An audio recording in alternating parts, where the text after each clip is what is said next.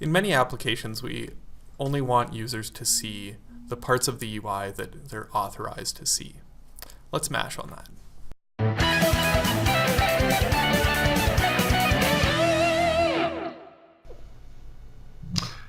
Hi everybody and welcome to another episode of the Asp.Net Monsters. In today's episode we're going to take ourselves one step beyond the Authorize attribute and we're going to take a look at building an Authorize tag helper.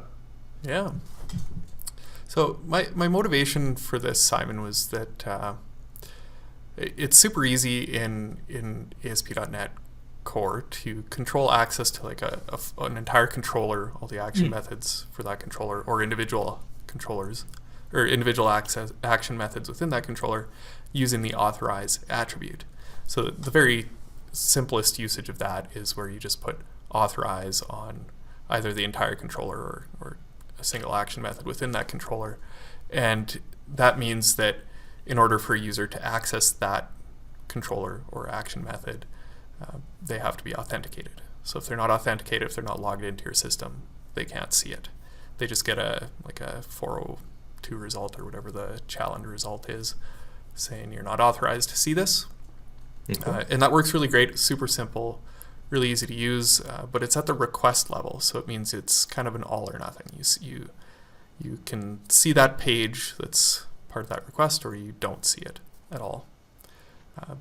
And if you look at kind of the other uses of that, you can also tie it to roles. So you can say that only users who are authenticated and are members of the administrator role can see this part of the system. And then there's also these claims-based parts to it too, where you can define policies within, as part of your startup here. When you're configuring authorization, you can define policies that require different things like claims to exist, or you can go into custom policies where you start defining that not only does that claim exist, but also that the value is within a certain range. So in this case, they're saying that the person's over 21. So then what you can do is just specify with the Authorize attribute again, that a policy, you just give it the policy name, and then it applies those, it goes and makes sure at runtime that the current user, when they're accessing that part of your system, actually meets the requirements for that policy. Okay.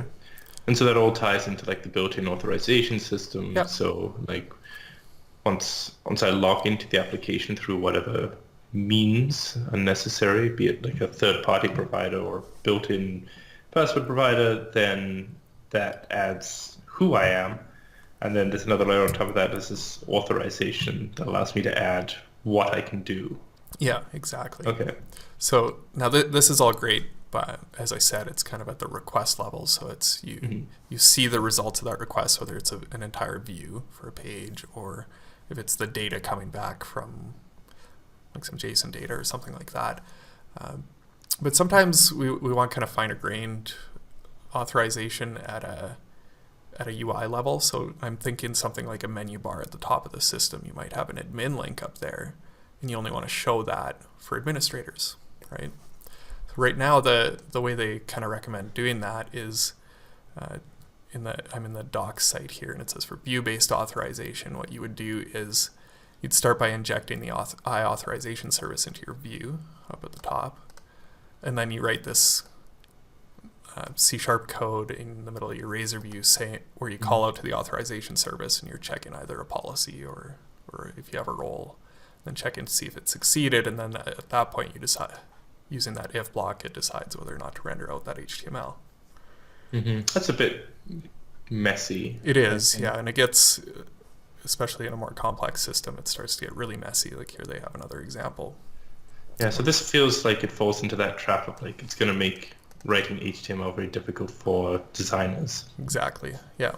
And even just as developers, it breaks it up and makes it hard to read, and makes it harder to maintain. Yeah, there's only so much that syntax highlighting can do for you on this stuff. Yeah. So had this idea to do an authorization tag helper that works in the same way, or as much as possible in the same way as that authorize attribute. So what I did is I added that to my tag helper samples repo here that I've talked about a few times. And let me just take you through an example of how it works. So I built this little test site here. I'm going to log out. So here's the Razor code that's behind this. So we have kind of 4 different little panels that I want to display using different common scenarios here. So the very first one was that simple one where we only want it to show up if the user's logged in, so if they're authenticated. And all I did to specify that was added Asp.Authorize. I added that attribute to the HTML element. So now the tag helper will basically do the same thing that MVC does when it sees that authorize attribute. It's going to check to make sure that you're authenticated, and if you're not, it's just going to suppress the output of that whole thing. It doesn't get rendered out.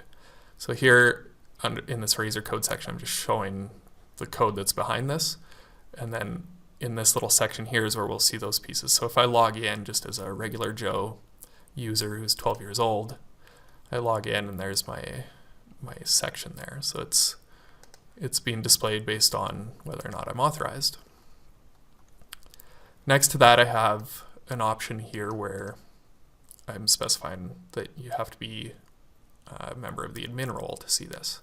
So now it's Asp.Authorize. So that's like the equivalent of having that authorize attribute on the controller. And then I'm just specifying the roles. So adding admin there. And now if I'm an admin, I should see that section. So if I log in as an admin, there's my admin section. And the next one is a policy-based example. So we have Asp.Authorize and then Asp policy seniors. So I've defined a policy called seniors that says there has to be a claim there of type age where the value is greater than or equal to 65. So if I were to, I'll just log out completely here and log in as Joe, who's 70, and he sees his welcome Joe message, and then he sees his seniors only section. I like that you've got some early bird dinner coupons there. It's the most senior thing I could think of, Simon. Yeah, it's certainly not age discriminatory or anything. Not at all. And then the last example is combining those two things. So just like the authorize attribute does, you can specify both roles and policies. And so is that like a conjunction or a disjunction? That's so it's an and, so you have to be both an admin and meet the requirements for the seniors policy. Cool. And so if I do that, if I log in as an admin who's 65, now I see both the admin section, the seniors section, and the admin seniors only section. And I couldn't think of a good example of what would go in there. I have ideas, but I want to steer clear of them because I feel like they're going to get me in trouble. Good idea. So is there like an equivalent unauthorized attribute tag helper that you've got in your mind somewhere? No, because that one's, I guess the equivalent is sort of the allow anonymous attribute in MVC. Ah, okay. So there's already something built in for that. There is an MVC for attribute, like the attribute-based authorization. Okay, but not in the tag helper. Not in the tag helper. I was trying to think through that. So the way allow anonymous works is that it's a way if at a higher scope somebody has given you has added an authorize attribute there. Mm-hmm. So let's say at the controller level you put authorize, saying that all the action methods in there require you to be authenticated. Then you can put allow anonymous on one of the methods inside it. But the equivalent doesn't really make sense here because it's not like we can put it inside once the attribute has been applied to an HTML element. But it would be good to have something that was kind of the one that's we would do this only if you weren't logged in, and I don't know what to call that one. So if you have a good idea on the naming, that was kind of the main thing holding me back. Maybe like ASP-authorize - but the other way around. That's good and clear at least. Yeah. Yeah. There's a lot of dashes in there though, so we have to kebab case that. Yeah, naming is really one of my fortes, I think. Yes, it's very clear that that's the case. So let's take a look a bit at the implementation here. Yeah, let's. So first, well, just so you know kind of what was happening with this sample before we even look at how the tag helper was implemented. This log me in bit, just so you see what that looks like in my sample site.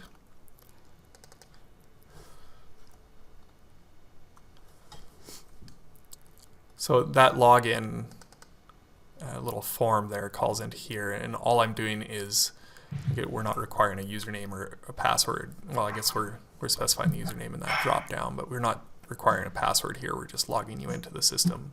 And that's okay because it's a sample site that isn't actually doing anything. And being logged in doesn't mean anything other than seeing those little sections of HTML. But I'm just creating a claims identity and then assigning the role and username that you passed in, as well as the age through claims. So that's what this is all based off of, all the authorization logic, whether it's policy-based or role-based, ends up at the end of the day being evaluated against the claims for your identity. So I create a claims identity and then I sign in using cookie-based authentication here, using that identity, and then just send you back to that page, and then you either see the things or you don't that were on there. And we kind of saw the code that was behind that sample page, but we'll just look at it from here as well. So here's the form for logging in, where we had those different options. There's my one where I'm only showing this if you are authenticated, so this would have been a good place for me to actually use the tag helper that I built this with, or that I built here. But and then here's the actual examples. So this is where we're applying the Asp.Authorize attribute here, and then Asp.Authorize plus the roles and the policy. So it's just simple HTML. It's a lot easier to read than this kind of thing, where it really gets broken up, I think. And I think it's nice and consistent with the framework. Should be pretty easy for people to pick up if they're already familiar with authorization in Asp.NET. Now, if we look at the implementation of this, it's just a simple tag helper. There's a few different ways that it can be initiated, so that if you remember how tag helpers are authored, you specify an HTML target element telling it which HTML elements this tag helper should run against. So there's basically all the different scenarios that we had where we have the Asp.Authorize attribute on it on its own. We're targeting any element here. It doesn't matter what kind of HTML element it is. We're not specifying the element type. And then the different combinations of things. We didn't talk about authentication schemes today. We're going to do that in a different episode. And there's three services that get injected into here. There's the HTTP context accessor, a policy evaluator, and a policy provider. And we'll take a look at how those are used. The other important thing is that we're also implementing Authorize data, which is the exact same thing actually as, so I tried to match the implementation as closely as possible to the authorization attribute. So the authorization attribute, which is part of Asp.NET core authorization here, it also implements Authorize data, which has three properties on it. It has policy, roles, and authentication schemes. So those are the three things that that we also implemented on our tag helper. And that's what's giving basically the data that's necessary to evaluate the authorization rule. It's not doing any of the authorization, the attribute itself, it's just providing the information needed to do that. So we're implementing that, which there's the policy, the roles, and the schemes, which we're binding to different HTML attributes.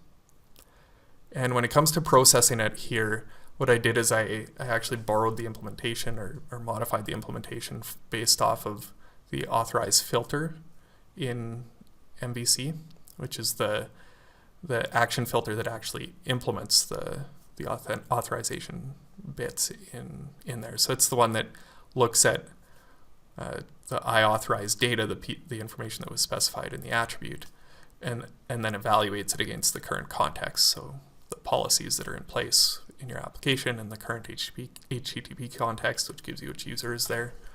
So what it does is it calls authorization policy combine async, which takes in this case, this, which is our Authorize data, and the policy providers. So authorize policy combine async goes and actually builds a policy at runtime that matches all the information that was specified in that Authorize data. So if all we had was the attribute itself, or the tag helper itself, and the policies and roles were empty, it would just be a policy that said you had to be authenticated. If you had policies and roles, it would build up that policy that said you had to be a member of the role and also meet the requirements of the policy that was specified. So that's just a thing that builds up a policy at runtime. And then we call two different things on the policy evaluator. We check to see if you're authenticated first. That gives us an authentication result. And then we call authorize async, where we pass in that policy that we built up at runtime and the authentication result and our current HTTP context. And null that's the resource, which is for resource-based authorization, which we're not doing here. And then all we do is we check to see the result of that authorization. If it succeeded, we just continue as normal. If it didn't succeed, then we suppress the output. So there's actually not a whole lot there in terms of, implementing the processing of this tag helper. There's 3 lines. There's a lot that goes on under the covers of those 3 lines, but that's everything that it needs to do its work. Yeah, that looks really slick to me.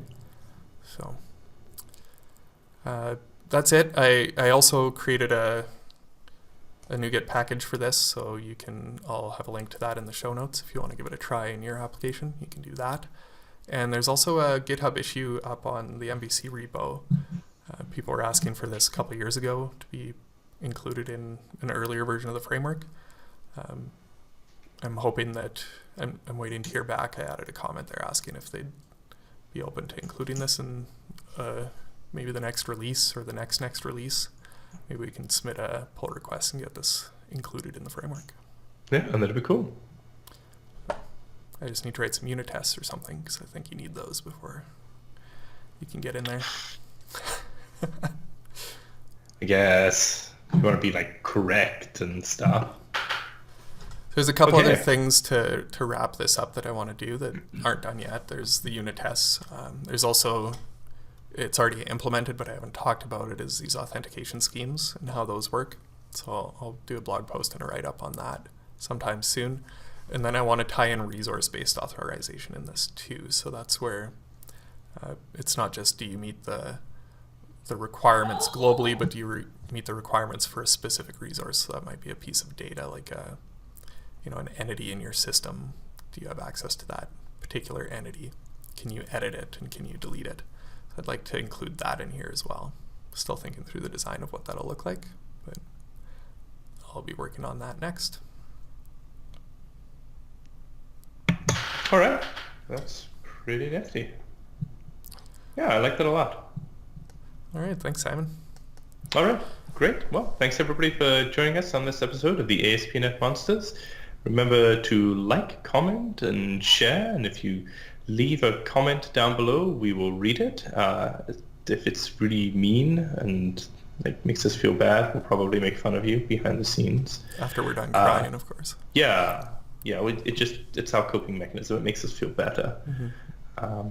But if you leave something constructive, we might read it on air, we might answer your question, and if we do, we'll send you an ASP.NET Monsters sticker, which I'm just going to assume that, do you have one on hand? I do not at the moment. Uh-oh. Yeah, I don't have one on hand either. But you can see our previous videos for what it looks like. It's fabulous. All right. See everyone later. Bye.